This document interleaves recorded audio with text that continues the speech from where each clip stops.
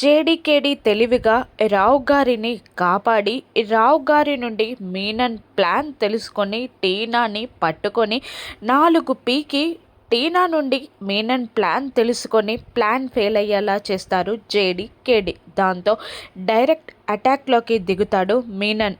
ఇద్దరు రౌడీలు వెంటరాగా అందరినీ షూట్ చేస్తూ లోపలికి వెళ్తూ ఉంటాడు మీనన్.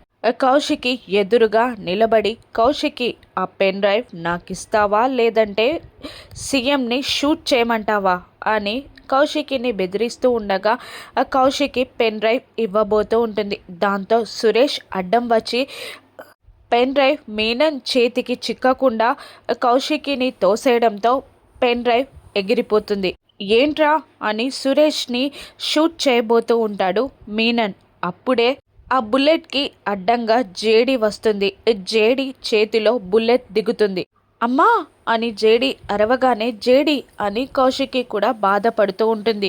ఇక మీనన్ అక్కడ కుర్చీలో దర్జాగా కూర్చొని, ఏంటి జేడి వచ్చేసావా కాపాడడానికి? ఓకే, ఇప్పుడు చెప్పు, ఆ పెన్ డ్రైవ్ నాకిచ్చి వీళ్ళందరినీ కాపాడి ఓడిపోతావా లేదంటే నన్ను చంపేసి వీళ్ళందరినీ కాపాడగలననుకొని నువ్వు గెలుస్తావా? నీ ఇష్టం.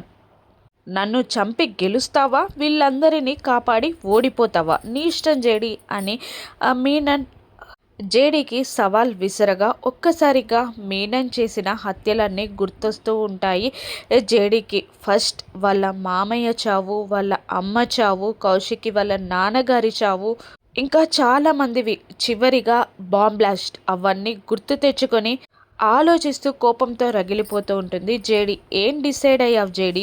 పెన్ డ్రైవ్ ఇస్తున్నావా అని జేడీ వైపు తిరగగానే జేడీ మీనన్ని షూట్ చేస్తుంది బ్యాక్ ప్యాకెట్లో ఉన్న గన్ తీసి. దాంతో అక్కడున్న రౌడీలని కేడీ కూడా షూట్ చేస్తాడు. మీనన్ని కూడా కేడీ షూట్ చేస్తాడు. దాంతో మీనన్ చేతిలో ఉన్న గన్ వదిలేసి అక్కడే ప్రాణం విడుస్తాడు.